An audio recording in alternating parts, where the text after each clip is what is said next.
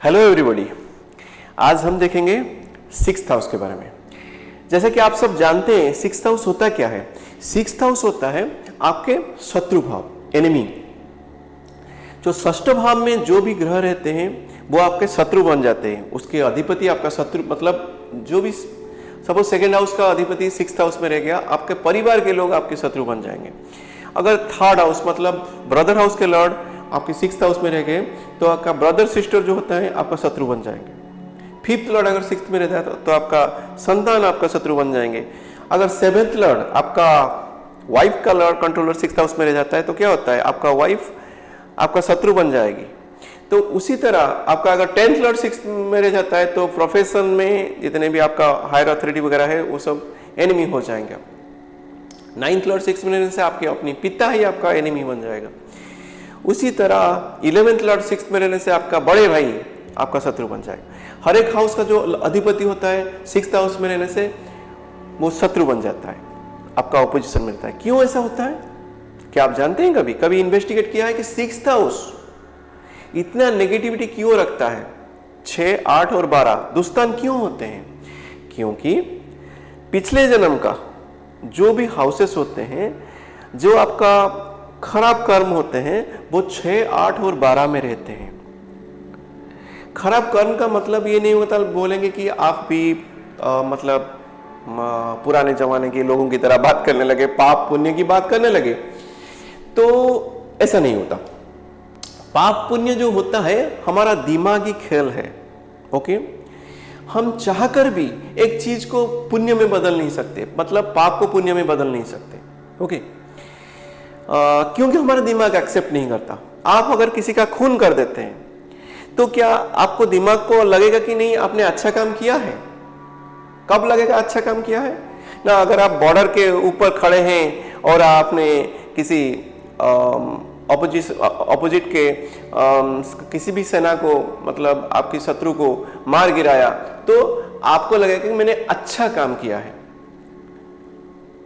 तभी आपको स्वर्ग का मतलब स्वर्ग मिलता है, लोग बोलते हैं, क्योंकि ये दिमागी खेल है। वही अगर आप एक आदमी का खून कर देते हैं अपनी लालच के कारण या किसी भी माने अपने किसी स्वार्थ को हासिल करने के लिए आप किसी का खून कर देते हैं तो आपका दिमाग बोलता है ये सही नहीं हुआ। आपका दिमाग बोलता है ये सही नहीं हुआ, इसलिए आपका दिमाग आपके साथ खेलने लगता है। मतलब एक प्रोग्राम, नेगेटिव प्रोग्राम आपके अंदर रन करने लगता है। जैसे कि वायरस, यू कैन से पाप मीन्स ए वायरस। जो पाप लिखा गया है ना पूरा, माने आप समझते हैं घिसा पिटा चीजें हैं, पुराने जमाने की चीजें हैं, पाप पुण्य कुछ नहीं होता। इस जमाने में, कलयुग के जमाने में पाप पुण्य का कैसा खेल आप लोग बोल रहे हैं। मतलब पाप पुण्य कुछ नहीं होता, लेकिन पाप पुण्य जो होते हैं वो होते हैं। पाप जो होता है ना, ये दिमाग एक्सेप्ट नहीं करता। जो पाप होते हैं, जो प्रोग्राम्स आपका दिमाग एक कंप्यूटर है, उसके अंदर कोई भी ऐसा प्रोग्राम जो कि ब्रेन एक्सेप्ट नहीं कर पाता, मतलब उसको रीड नहीं कर सकता, मतलब उसको एक वायरस प्रोग्राम अगर इंस्टॉल हो जाता है वही पाप होता है। तो दिमाग एक्सेप्ट नहीं कर पाता और आप जीवन भर तक उसको याद रखते हैं। मैंने एक आदमी को खून कर दिया है, जिसका मैंने मेरे स्वार्थ की वजह से मैंने एक आदमी का खून कर दिया है। तो यही होता है पाप और पुण्य।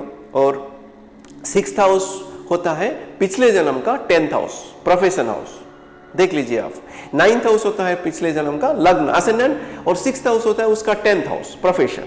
तो प्रोफेशन का जो कंट्रोलर हो जाता है, आप जो कर्म किए हैं उस जन्म में, पिछले जन्म में, इस जन्म में वो आएगा आपका 6th हाउस शत्रु बनकर।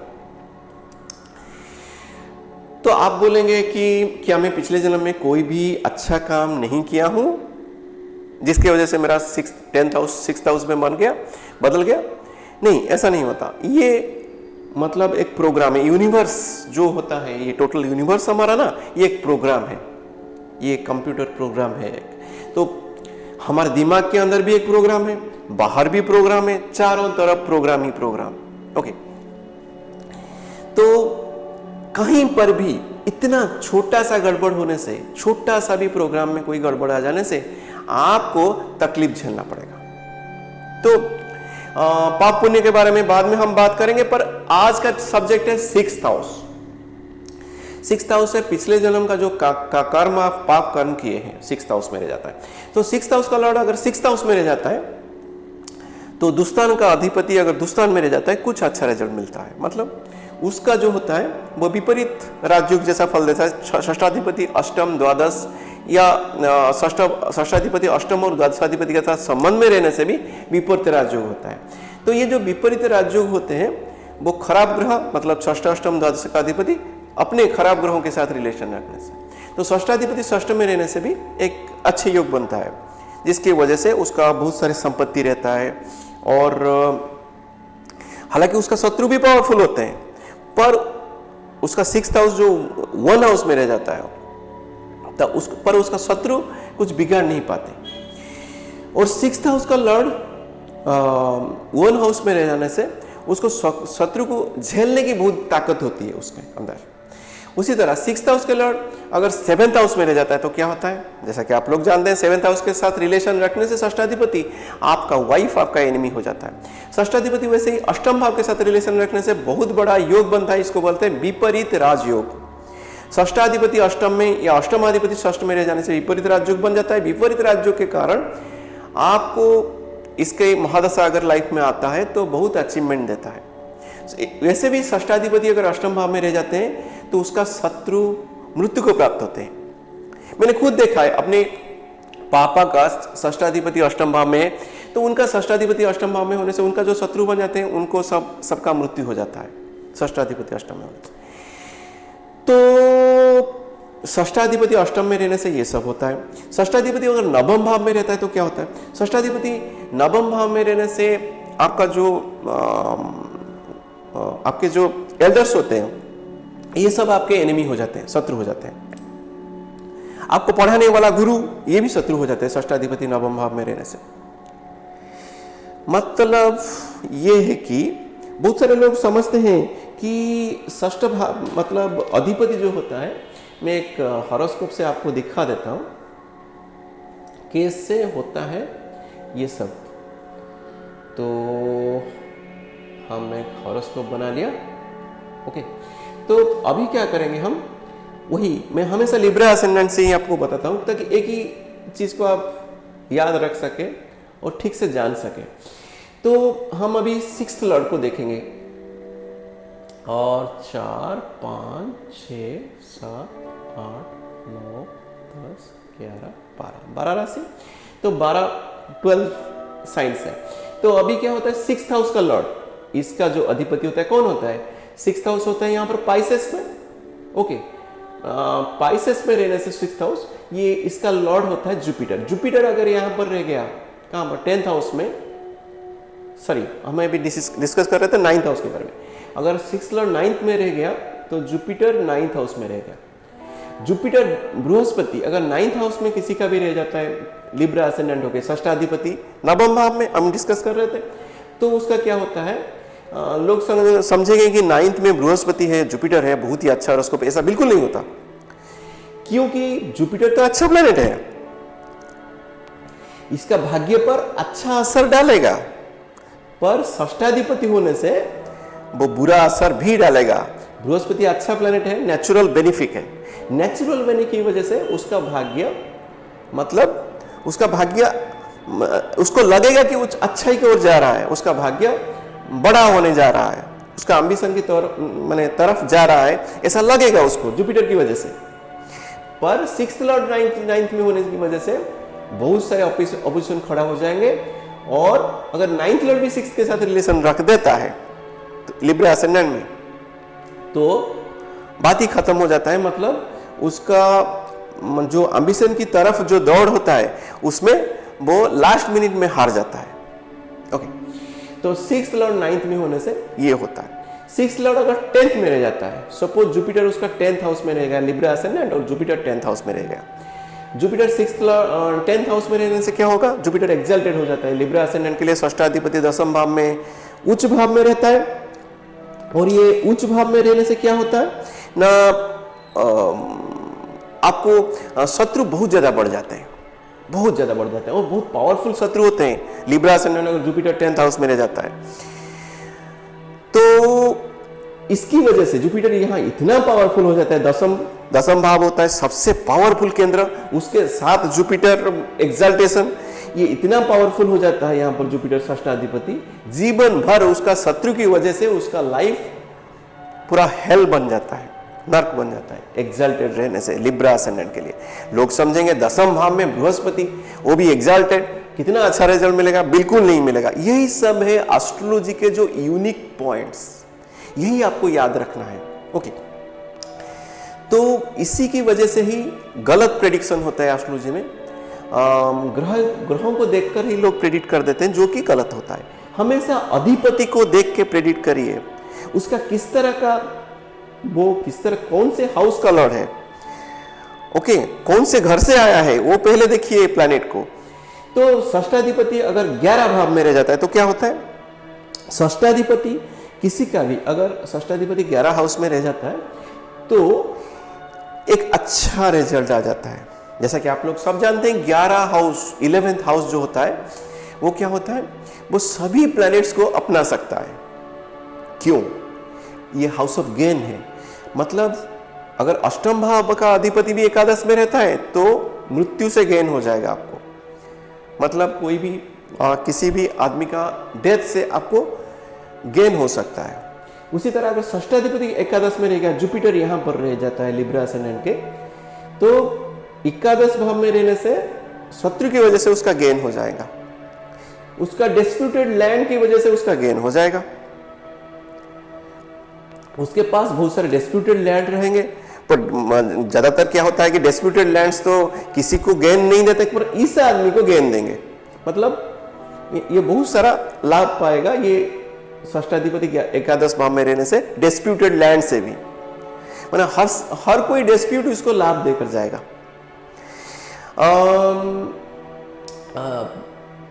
कुछ लोग होते हैं, आप समझ रहे होंगे कि ये क्या बोल रहा है, डिस्प्यूट से कैसे लाभ हो सकता है। आपको ये तो आजकल सुनाई दे, मैंने सुन रहे होंगे आप, आजकल जो मंत्री वगैरह सब आजकल पॉलिटिकल लीडर्स होते हैं ना, वो मैंने जितना डिस्प्यूट रहता है उतना ही उसको मैंने प्यार करते हैं और डिस्प्यूट से ही नाम कमाते हैं, इज्जत कमाते हैं, वोट कमाते हैं।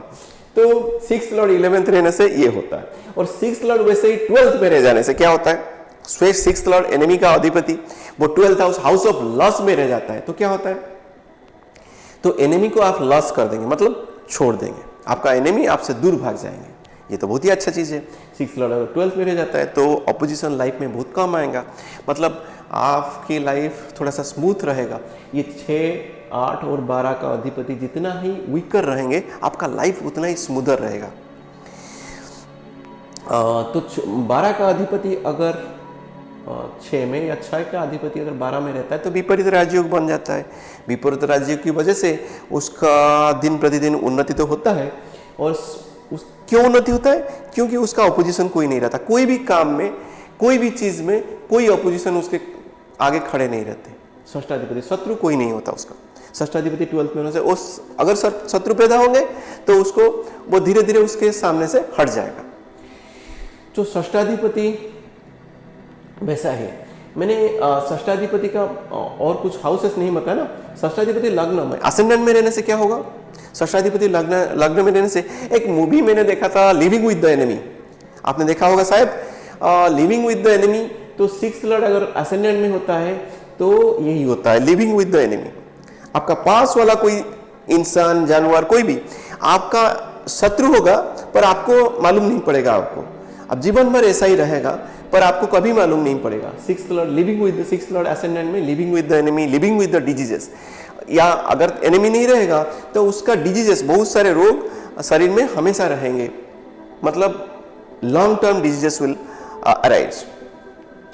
वैसा ही षष्ठाधिपति अगर द्वितीय 2nd हाउस में अगर रह जाता है, किसी बार की 6th लॉर्ड भी 2nd हाउस में रह जाता है तो क्या होता है, तो 6th लॉर्ड अगर 2nd हाउस में रह जाता है तो उसका परिवार, 2nd हाउस होता है परिवार, फैमिली, तो फैमिली हाउस और फाइनेंस भी होता है। इसमें बहुत सारा दिक्कत उसको झेलना पड़ता है। फैमिली के लोग उसका शत्रु होने लगते हैं। सिक्स्थ हाउस का लॉर्ड अगर सेकेंड हाउस के साथ रिलेशन रखता है कोई भी, या सेकेंड हाउस का लॉर्ड सिक्स्थ में रह जाता है, तो मतलब सेकेंड और सिक्स्थ का रिलेशन बहुत ही बुरा होता है। फैमिली के लोगों के लिए भी, या तो फैमिली के उसके बहुत सारे लोग बीमार रहते हैं या उसके अपोजिशन में रहते हैं। ओके, एक ही होगा, क्योंकि जो नेगेटिविटी होता है ना, वो एक तरफ फ्लो कर जाने से दूसरे तरफ वो फ्लो नहीं करता। मतलब जो पानी होता है, आप अगर एक बैलून के अगर पानी है, हाँ बैलून में तो प्रेशर होता है, मैं ये नहीं बोलूँगा, मतलब मतलब पानी को अगर एक तरफ से आपको एक रास्ता मिल गया तो उसी तरफ वो बहता रहेगा। ओके, दूसरे तरफ मतलब रास्ता होने से भी वो बड़ा रास्ता खोजेगा जहां पर वो ज्यादा बह सकता है। तो इस तरह से अगर एक आदमी आपके मतलब सिक्स्थ हाउस का एक इंडिकेशन आ जाता है आपके हॉरोस्कोप में, जैसा कि कोई मतलब सिक्स्थ लॉर्ड सेकंड मैंने फैमिली के लोग आपका बीमार रहे तो आपका ऑपोजिशन में नहीं रहेंगे, अगर ऑपोजिशन में रहे तो बीमार नहीं रहेंगे। वैसा ही सेवेंथ और सिक्स्थ का होता है। अगर सेवेंथ लॉर्ड, बहुत सारे मैंने देखा है सेवेंथ लॉर्ड सिक्स्थ का हाउस के रिलेशन के हो जाते हैं, मतलब लिब्रा आसन का सपोज गुरु मंगल योग हो गया, गुरु मंगल योग हो जाने से ये बहुत ही नेगेटिव रिजल्ट देता है फैमिली लाइफ पर उसका वाइफ जो होता है बहुत बीमार रहता है। अगर बीमार रहता है तो उसका डाइवर्स वगैरह नहीं हुआ, अगर बीमार नहीं रहेगा तो डाइवर्स होने की खतरा होता है। तो ये सब नेगेटिविटी एक ही तरफ से आता है, एक ही तरफ से आ जाने से दूसरे तरफ नहीं आता। इसको आप बाद में हम इसको इस्तेमाल करेंगे तंत्र के ऊपर, मतलब ये नेगेटिव को एक रास्ता दे देंगे और हमारा रास्ता से दूसरे रास्ता दे देंगे, उसको बड़ा रास्ता वहां पर दे देंगे, माने बहुत सारा पानी उस तरफ चला जाएगा, हमारा जो रास्ता है वहां पर पानी ज्यादा नहीं आएगा। इसके लिए हम मतलब तंत्र होता है क्या, टेक्नोलॉजी का हेल्प लेंगे, एस्ट्रो टेक्नोलॉजी। मतलब ये एस्ट्रोलॉजी जो होता है ये भी एक तंत्र होता है। तो अभी हम जानेंगे सिक्स्थ लॉर्ड थर्ड में रहने से उसका ब्रदर्स एंड सिस्टर उसका मतलब एनिमी हो जाते हैं। और जो थर्ड हाउस होता है कम्युनिकेशन वगैरह, मतलब हर दिन जो हम जाने आने के टाइम में बहुत सारी दिक्कत होता है सिक्स्थ लॉर्ड थर्ड में रहने से। ओके, मतलब थर्ड हाउस के जितने भी सिग्निफिकेंस होते हैं उसमें प्रतिबंधक होता है सिक्स्थ हाउस का लॉर्ड, इसलिए सिक्स्थ और थर्ड का रिलेशन भी कुछ अच्छा नहीं होता। उसी तरह सिक्स्थ हाउस का अगर फोर्थ हाउस के साथ रिलेशन रखता है तो क्या होता है ना, सिक्स्थ हाउस का लॉर्ड अगर फोर्थ हाउस में रहता है या फोर्थ हाउस के साथ रिलेशन रखता है तो उसका माँ उसका एनिमी हो जाता है, शत्रु हो जाता है, या और उसका बंधु बांधव, मतलब जिसने भी उसका बंधु बांधव होते हैं वो भी उसका एनिमी होने लगते हैं, बंधु होते हैं तो उसका भी एनिमी होने लगते हैं, उसका दोस्त, उसका बंधु, उसका मतलब जो दूर के संपर्की होते हैं वो भी एनिमी होने लगते हैं अगर सिक्स्थ लॉर्ड फोर्थ में रह जाता है। उसी तरह सिक्स्थ लॉर्ड अगर फिफ्थ में रह जाता है तो क्या होता है ना, उसका प्रोजेनी मतलब उसका जो संतान होते हैं वो सब उसका शत्रु हो जाते हैं। सिक्स्थ लॉर्ड फिफ्थ में रहने से आदमी क्या करता है, बड़े बड़े स्टेप्स एक मंत्री के विरुद्ध या एक सिस्टम के विरुद्ध लेता है सिक्स्थ लॉर्ड फिफ्थ में रहने से, और उसका बहुत बड़े बड़े एनिमी मतलब जो दिमाग वाले लोग उसके शत्रु होते हैं, ये खतरा होता है। तो इसलिए सिक्स्थ लॉर्ड फिफ्थ में रहना भी नेगेटिव होता है। तो सिक्स्थ लॉर्ड का आपका परम्यूटेशन कॉम्बिनेशन तो आप जान गए। अब हम जानेंगे सेवेंथ हाउस के बारे में। आज के लिए इतना ही, थैंक यू।